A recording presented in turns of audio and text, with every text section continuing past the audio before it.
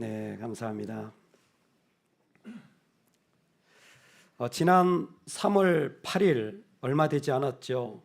경북 포항 국부경찰서 보고에 따르면 포항 KTX역 앞에서 20대 대학생 아가씨가 택시를 탔는데 60대 남자분이 운전하는 택시를 탑승을 했다고 합니다. 아가씨는 자기가 머물고 있는 동그라미 대학 어떤 대학 기숙사로 가자고 했는데 이 택시가 다른 방향으로 가는 거예요. 기숙사가 아닌.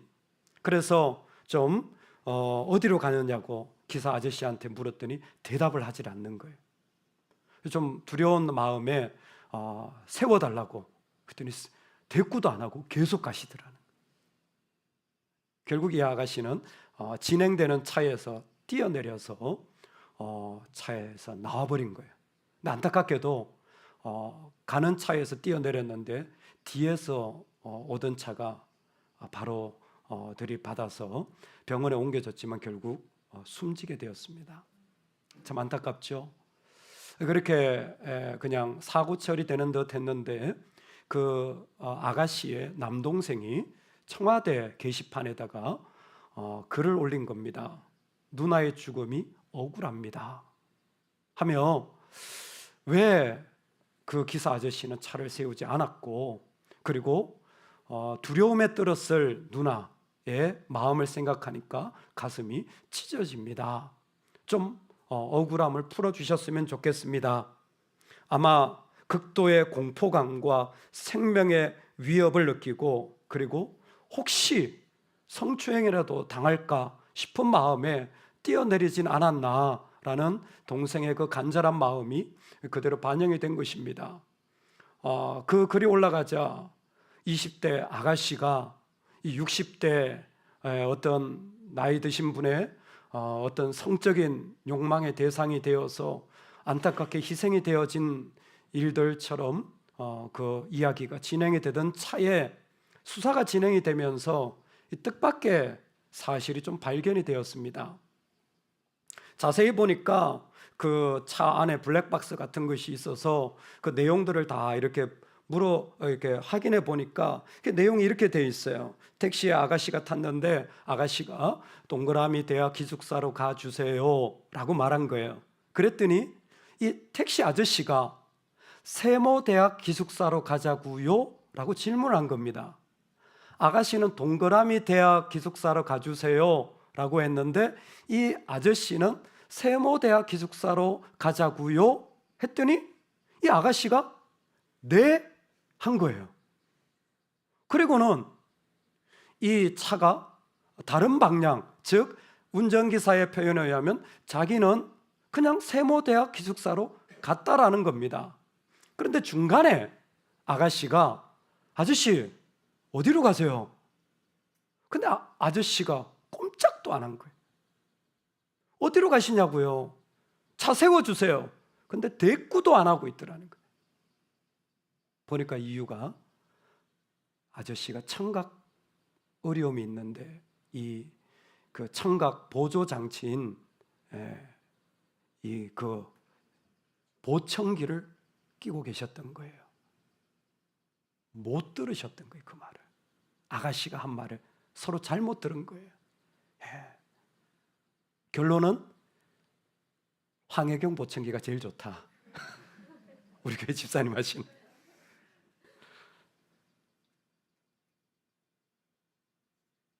아저씨는 아가씨가 한 말을 못 듣고 자신이 질문했을 때 세모대학으로 가자고 했을 때 네라고 했으니까 그것만 생각하고 간 거고 아가씨는 왜 내 이야기를 무시하냐?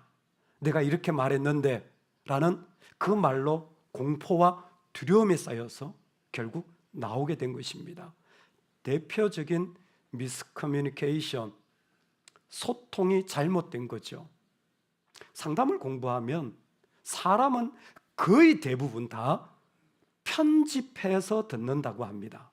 즉 누가 이렇게 말해도 자기 생각과 주관으로 편집해서 자기 듣고 싶은 것만 아니면 자기에게 들려지는 것만 듣거나 심지어는 상대방이 말하지 않은 것도 자기가 듣는 경우도 꽤 많다고 합니다.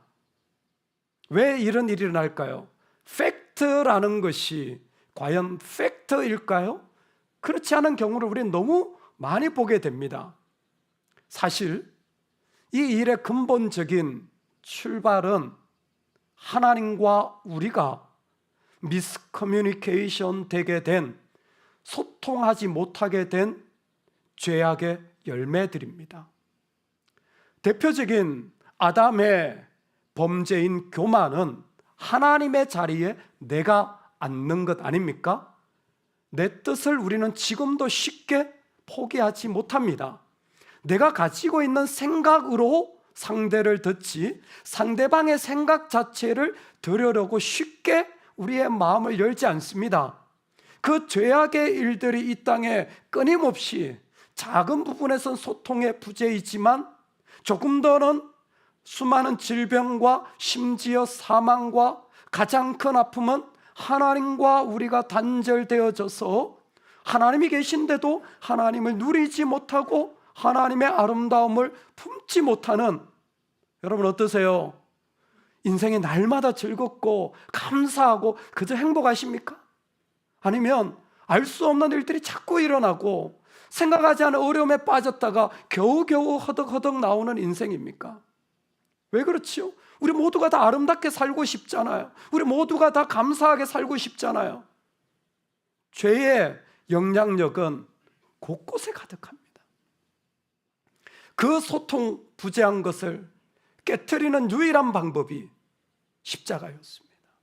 주님은 바로 우리 가운데 막혔던 담을 허무시고 우리 가운데 끊임없이 우리를 묶고 있는 이 죄악의 두터운 그 먼지덩이 같은 벽을 십자가로 깨트리러 이 땅에 오신 것입니다. 그리고 주님은 이제 그 십자가로 나아가는 중요한 걸음을 진행하십니다. 그게 바로 예루살렘 입성입니다. 예루살렘에 들어가신다라는 이 행사는 단순히 그분이 어떤 사람들에게 보여주는 쇼케이스를 하는 것이 아니라 벳바게라는 예루살렘에서 3km 떨어진 이 자리에서부터 주님이 어떤 모습으로 지금 나아가시는지를 보여주는 거예요. 주님의 모습이 뭡니까? 자기를 내어주는 행진을 시작하는 겁니다. 자신을 내어주는 행진을 하는 거예요. 모든 사람들이 예루살렘, 자신의 그 성 로마, 자신의 고향 그 수도에 들어갈 때는 다 박수받기를, 환영받기를 원하지만 예수님이 그 가운데 들어가시는 유일한 이유는 자신을 십자가에 내어주려고 들어가시는 거예요. 십자가의 주님이 우리 가운데 오늘 함께 하십니다. 그리고 오늘 그 주님을 믿는 백성들에게 주님은 말씀하십니다. 너도 내어주는 인생을 살아가면 좋겠다. 이 한 주간을 통하여 너도 내가 걸어간 길처럼 붙잡고 승리하고 이루어서 잘된 인생이 아니라 내어주는 인생이야말로 진짜 살게 하고 생명을 일으키는 자리다. 오늘 초대하시는 줄로 믿습니다. 예수님이 내어준다고 모두가 다 환영하는 건 아닙니다. 성경 마가복음을 읽어보면 예수님이 예루살렘에 올라가는 때는 대제사장들과 서기관들이 예수님을 죽이기로 결정한 때라고 했어요. 기꺼이 내어주려고 하지만 오히려 그 주님을 죽이려고 한 때입니다. 그럼에도 불구하고 예수님은 예루살렘으로 들어가십니다. 계시록적인 시각을 보자면 예루살렘이 그냥 예루살렘이 아니라 예수님의 내어주는 모습을 통하여 새 예루살렘이 되어질 것입니다. 그 자리는 거룩하여지고 새로운 자리가 되어질 것입니다. 여러분, 우리의 삶은 한계되어져 있지만 내가 예수님처럼 내어주는 인생을 살아간다면 그 자리는 거룩한 자리로, 그 자리는 생명을 일으키는 새 예루살렘으로 일어날 수 있습니다. 우리의 자리가 욕심과 교만과 죄가 아니라 주님처럼 내어주기 시작한다면 분명히 달라지게 될 것입니다. 주님은 그 모습을 우리에게 구체적으로 말씀하여 주시는 것입니다. 저와 여러분 오늘 그 말씀의 자리에서 모든 본문 가운데 절반 정도를 살펴보기를 원합니다. 나머지 뒷부분은 오늘 1시 반 예배에서 나누려고 합니다. 그 절반 부분의 앞부분에 주님이 예루살렘 입성에서 자신이 내어주는 모습을 두 가지로 설명해 주시는데, 첫 번째가 뭐냐면 그 제자들에게 그 건너편 마을에 가서 나귀와 나귀 새끼를 가지고 오라는 부탁을 하는 것이었습니다. 예루살렘에 입성하시면 수많은 이야기들을 하실 수 있을 텐데, 군대를 조직하시거나 아니면 자신의 행정관이나 아니면 인수위원회를 뽑아가지고 그 성에 준비하실 수도 있을 텐데, 예수님은 제자들에게 그 주인이 누군지도 모르는 사람에게 가서 그 사람이 가지고 있는 나귀와 나귀 새끼를 가지고 오라는 명령을 내리십니다. 도대체 왜 일을 하는 겁니까? 근데 예수님은 그 이야기를 전하며 그 주인이 궁금해할 답변까지 다 제자들에게 이미 알려줍니다. 만약 주인이 왜 가져가냐, 왜 남의 나귀를 가져가냐 묻는다면 이렇게 대답해라. 주가 쓰시겠다 하라. 그러면 즉시 보내리라. 우리가 첫 번째로 만나는 예루살렘 입성에서 주님이 가르쳐 주시는 메시지는 주가 쓰시겠다라는 겁니다. 여러분, 핵심은 쓰신다라는 게 아니라 주입니다. 주입니다. 예루살렘 입성의 핵심은 주님이 입성하시는 거예요. 근데 여기에 주는요, 퀴리오스입니다. 여기에 주는 예수님 자신을 말하는 것이죠. 여기에 주는 예수님 자신이 예루살렘에 입성하시며 하실 일을 그대로 설명해 주시는 거예요. 어떤 설명입니까? 예수님은 지금 예루살렘에 입성하시며 어떤 주가 되시려고 하시냐면, 이 땅에 하나님의 나라가 임하고 동시에 이 땅에 편만한 악과 어둠의 세력을 무너뜨리려고 하는 주이십니다. 지금 이 주는 어떤 분이시냐면, 십자가의 죽음을 통하여 이 땅에 하나님의 나라가 땅끝까지 임하고, 할렐루야, 어떤 어둠이라도 무너지기를 원하시는 주이십니다. 그 주가 이곳에 임하기를 원하는 거예요. 그런데 그 주가 쓰시겠다라는 말을 듣는 이 나귀 주인에게도 어떤 일이 일어나냐면 똑같은 일이 일어나고 있습니다. 이 나귀 주인도 그 이야기를, 나귀를 써야 되겠다라는 말을 들었을 때 그 사람 안에 일어나는 심령의 도전이 뭐냐면 두 가지 똑같아요. 하나는 하나님의 부르심과 하나님의 통치가 일어나는, 하나님의 다스림이 일어나느냐라는 것이고, 또 하나는 그 안에 자기가 가지고 있는 자기의 뜻과 자기의 생각과 자기의 욕심과 자기의 소유를 내려놓을 수 있는 어둠을 거절하는 일들이 이 나귀 주인에게도 동일하게 일어나고 있는 것입니다. 이 나귀 주인은 어떻게 동일하게 일어납니까? 즉시 보내리라. 나귀 주인 입장에서 상식적으로 질문해 볼 수 있는, 우리는 육하 원칙을 얼마든지 될 수 있습니다. 왜 보내야 되죠? 어떻게 보내야 되죠? 언제 보내야 되죠? 어디로 가야 되죠? 누가 그런 거죠? 우리는 다 물어볼 수 있습니다. 근데 나귀 주인은 즉시입니다. 즉시 보내게 됩니다. 즉시는 바로 그 자리죠. 여러분, 그거 아세요? 하나님의 백성들이 살아가는 삶은 모든 자리가 하나님의 계획하신 자리입니다. 신뢰하십니까? 내가 살아가는 모든 자리, 높은 자리건 낮아진 자리건 병든 자리건 건강한 자리건 하나님이 계획하신 자리예요. 그리고 하나님의 계획을 이루고 계신 줄로 믿습니다. 지금 이 나귀 주인은 수많은 질문, 왜 가져가는데요? 이게 말이 됩니까? 돈은, 사용료는, 얼마나 수많은 질문이 있습니까? 근데 즉시라고 말할 때 그는 자기의 모든 욕심, 자기의 모든 생각을 내려놓고 어둠을 거절하고 하나님의 다스림 앞에 자기를 내어드릴 때에 나귀가 주님 앞에 올 수 있게 되어지는 장면이에요. 이 즉시 예수님의 요청을 받는 것 같지만 하나님은 500년 전에 이미 계획해 놓으셨고 500년의 시간을 기다리고 계셨던 거예요. 스가랴를 통해서 예수 그리스도가 메시아가 이 땅에 오고 나귀를 통하여 입성하실 것을 이미 말씀하셨고 정확하게 520년이 지났습니다. 500년을 하나님은 기다려 오신 거예요. 그런데 우리는 뭐예요? 지금 당장이에요. 갑자기예요. 준비가 하나도 안 돼 있어요. 여러분, 그럴 때 제일 많이 드러나는 게 뭡니까? 우리의 이중성입니다. 내가 가지고 있는 죄의 생각과 또 하나는 하나님이 나에게 주신 믿음의 자리가 어떻게 이루어지느냐. 주가 쓰시겠다라는 메시지 안에는 그 주님이 이 땅에 어둠의 권세를 깨트리러 예루살렘으로 들어가고 계심을 분명히 말씀하신 겁니다. 그리고 이 나귀 주인은 그 어둠이 무너지고 있었던 것입니다. 우리도 그러기를 소망합니다. 이 시간은 우리 안에 있는 내가 불순종하고 사람들이 모르는 내 안에 심각한 그 악함이 부서지고 깨어지는 시간이 되기를 소망합니다.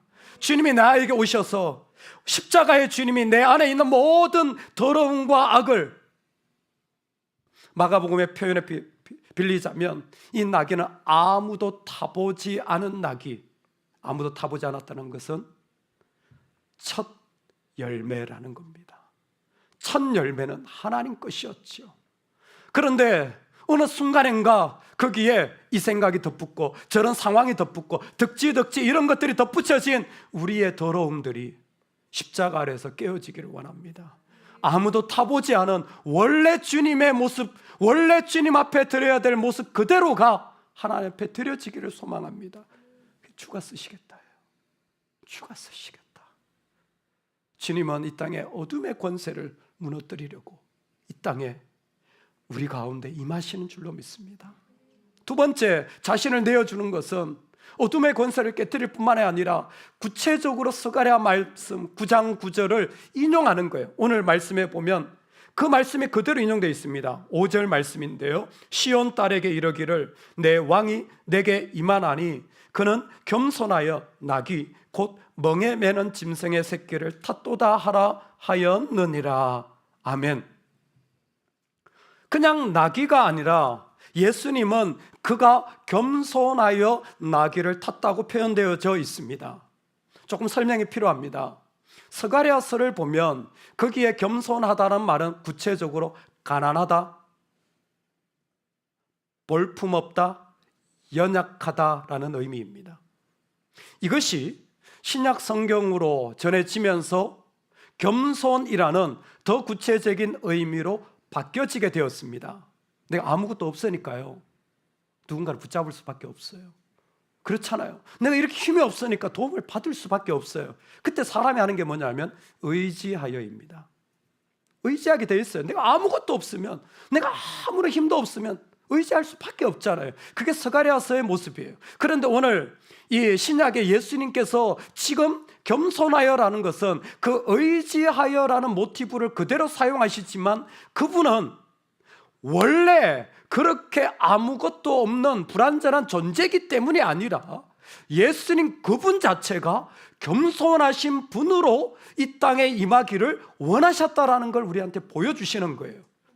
다시 한번 설명을 드립니다. 승리하고 이만큼 올라가서 내가 가져서 자 내가 왕이다 그러시는 분이 아니라는 겁니다. 우리의 주님은 뭔가 잘 돼놓고 내가 이만큼 했습니다 하시는 분이 아니라 어떤 자리에서는 전적으로 하나님께 의지하여 하나님만을 붙잡고 그 자리를 걸어가시는 분이라는 거예요. 즉 자신을 내어주는 십자가 자리에 우리를 초대하는 게 뭐냐면 우리가 잘 되고 안 되고가 문제가 아니라요, 내가 얼마만큼 하나님을 의지하느냐, 내가 얼마만큼 하나님께 기도하며 여쭤보며 내가 얼마만큼 하나님만을 붙잡고 살아가느냐, 정말 하나님께 내 마음을 온전히 드리느냐, 여기에 우리의 핵심이 있습니다. 그래서 마태복음을 살펴보면요, 마태복음 5장의 첫 번째 산상수훈에서 온유한 자가 땅의 복을 누린다 그랬잖아요. 그 온유함이 뭡니까? 의지할 수밖에 없는 연약한 자의 모습이에요. 근데 11장에 가면 예수님께서는 나는 마음이 겸손하고 온유하니 그랬어요. 역시 똑같은 말씀이에요. 하나님 아버지를 의지하는 말씀이에요. 근데 똑같은 말씀이 21장에 또 나와요. 즉 다시 한번 마태복음 전체를 통하여서 예수님 자신이 누구냐면 성공한 왕, 성취한 왕이 아니라 겸손한 왕으로 임하시고 계시다라는 거예요. 의지할 수밖에 없는, 의지하며 살아가는 분이라는 겁니다. 여러분 중에 부모님이 계시거나 믿음의 좀 선배들이 계실까 봐 추가로 좀 설명을 나누길 원합니다. 얼마 전에 제 지인께서 목사님 혹시 그 영상 보셨어요? 그래서 무슨 영상요? 그랬더니 박진영 씨가 유튜브에 복음에 대한 강의를 5개를 올렸는데 야, 잘하더라고요.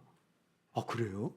뭐 제가 기사는 잠깐 읽었지만 그분이 뭐 그런 관심 있다는 얘기는 들었지만 보지 못했습니다. 그래서 제가 5개를 뭐 제가 바빠가지고 다 보진 않았어요.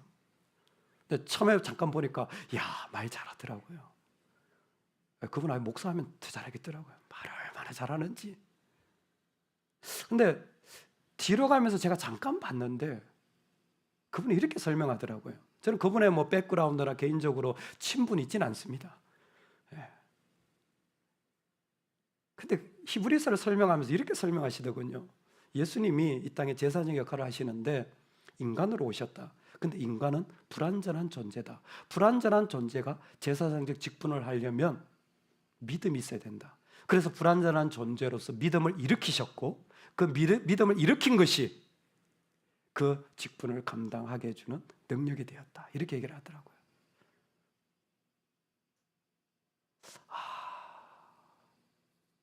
이건 아닌데 중간에 잘 가다가 제가 다 보면 좋겠는데 한번 시간을 들여서 다 봐야 될 것 같긴 하지만 왜 이런 설명을 하지? 약간 잘못됐는데 왜요? 예수님이 신으로서 온전하실 뿐만이 아니라 인간으로서도 온전하신 분이에요. 죄가 없으시지만 십자가에 죽으신 분입니다. 불완전해서 믿음이 필요하셨던 게 아니에요. 예수님 그분 안에는 원래 하나님을 향한 신뢰가 가득했습니다. 페리코레시스 한번 설명한 적이 있죠. 성부, 성자, 성령은요 완전한 신뢰 관계가 있으세요. 믿음을 우리처럼 받아가지고 일으켜서 세워야 하는 존재가 아니라 원래 하나님은 그 가운데 서로가 서로를 향하여 완전한 신뢰의 관계를 가지고 계신 분이었어요. 불완전한 분이 십자가에 죽으셨다면 복음은 심각하게 훼손되어집니다. 그건 정정되어야 될 것 같아요. 그리고 나머지는 다 잘 모르겠습니다. 개인적으로 그분의 백그라운드가 어떤지. 제가 말씀드리고 싶은 것은 의지한다고 할 때 예수님이 흠이 있어서 부족해서가 아니에요. 여기에서 의지는요 예수님 스스로가 하늘의 보좌를 다 버리시고 낮아지셔서 자신이 낮아지셔서 의지하는 존재로 이 땅에 우리의 죄를 짊어지셨다라는 겁니다. 그래서 야고보 사도가 믿는 성도에게 이렇게 부탁합니다. 나의 자녀들아, 너희는 주 앞에서 자기를 낮추라. 자기를 낮추라. 의도적으로 연약해져라. 할렐루야. 의도적으로 의지하는 존재가 되라. 구약에서는 차라리 가난하고 차라리 병들고 차라리 없으면 의지할 수밖에 없으니까 그렇다면 예수님이 말씀하시는 건 환경적인 게 아니라 인격적인 관계 자체가 저는 낮은 자리에 거하겠습니다. 어디 가도 저는 제일 끝에 거하겠습니다. 제 목소리는 제일 나중에 제 말을 안 들으셔도 괜찮습니다. 저는 제일 낮은 자리에 거하겠습니다. 왜 낮은 자리에 거합니까? 너희를 낮추라. 그리하면 주가 너희를 높이시리라. 왜 낮춥니까? 우리 진짜는요 하나님이 높일 때 진짜예요. 내가 높아져서 진짜 아니에요. 내가 이만큼 했기 때문에 진짜 아니에요. 믿는 자의 진짜는 낮아진 거예요. 낮아진 자를 아무것도 아니고 의지할 수밖에 없는 그 심령으로 살아간 그 마음이 하나님이 때가 되면 그분의 영광을 위하여 그분을 높이시고 사용하시는 거예요. 그때 하나님의 영광 받으시고 세상은 주님을 보게 되는 겁니다. 지금 예수님이 걸어가시는 길은 바로 그 길인 거예요. 십자가의 본질이 무엇이냐? 죽기까지 자기를 내어주시는 거예요. 그렇기 때문에 겸손한 왕으로 나귀를 타시는 것이었습니다. 오늘 우리가 살아가는 인생의 길은 자신을 내어주는 방향인 줄로 믿습니다. 주님처럼 나를 내어주는 그 방향이 진짜 우리가 걸어가야 될 방향이에요. 오늘 말씀대로 여러분, 이번 한 주간에 나의 어둠이 깨어지는 은혜가 있기를 소망합니다. 나를 위하여 십자가를 죽으신, 십자가에 순종하신 주님처럼 내가 순종이 되지 않는 영역, 여전히 나를 괴롭히는 영역, 주님 앞에 무너지는 은혜가 있기를 원합니다. 내가 예수님으로 죽어야 되는데, 십자가에 내가 주님과 함께 못 박혀야 되는데 죽어지지 않은 영역이 있다면 여러분, 그거 부여잡고 하나님께 기도하시는 은혜가 있기를 원합니다. 언젠가 수년 전이에요. 저희 교회 계셨던 권사님 지금 천국 가셨습니다. 그때도 특별 새벽 기도를 했어요. 고난주간 특별 새벽 기도를 하는데 아침마다 같이 나눴습니다. 나는 죽고 예수님으로 나눠야 되는. 어느 날 권사님이 저의 손을 붙잡고 말씀하시더라고요. 목사님, 내가 안 죽어요. 어쩐데요? 가난하고 병들었고 노구고 자식을 의지하여 살아가고 욕심 하나 부리는 거 없는 것처럼 보이는 그 권사님이, 목사님, 내가 안 죽어요. 어쩐데요? 여러분, 그게 진짜 복음 아닙니까? 우리 그렇게 실험해야 될 사람들 아닙니까?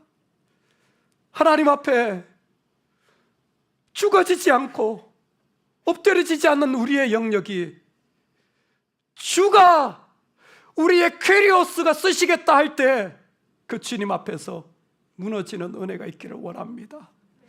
즉시 그 자리를 내어드린 주인처럼 하나님의 오랜 계획으로 지금 기다리고 계신 거 아니겠습니까? 내 어둠의 영역만 무너진 다음에 하나님의 영광이 드러날 텐데, 내 그 자아와 높은 목소리와 그 악한 마음들이 주의 십자가 아래 죽어지는 은혜가 이번 한 주간 있으면 좋겠습니다.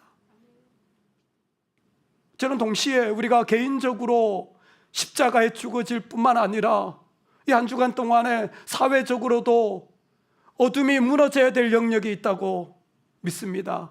수많은 사회, 이 땅 가운데 어둠이 많지만 특별히 여러분 기도해 주셔야 되는 영역이 있어요. 얼마 전에, 지난주입니다, 디즈니라고 유명하죠. 아이들 문구 회사예요. 그 캐릭터 만드는, 영화 만드는 회사 아닙니까? 그 디즈니의 버커 사장이 회의했던 게 나왔습니다. 버커 사장이 공식적으로 회의석상에서 그랬어요.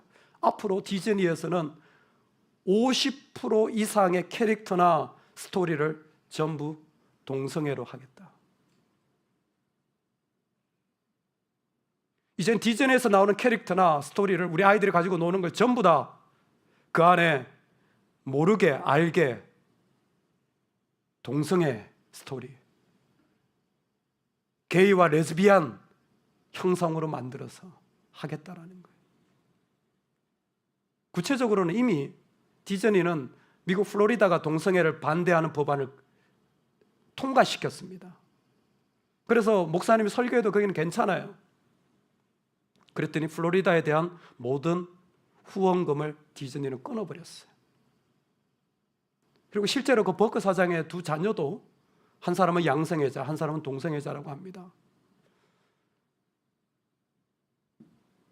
사회적으로, 국가적으로, 열방까지 어둠의 일들이 무너지는 은혜가 주의 십자가 아래 있으면 좋겠습니다.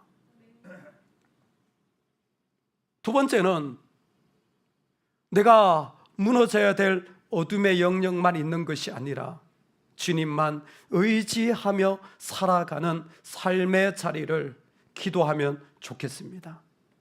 이 땅 가운데 어떻게 살아갈까요?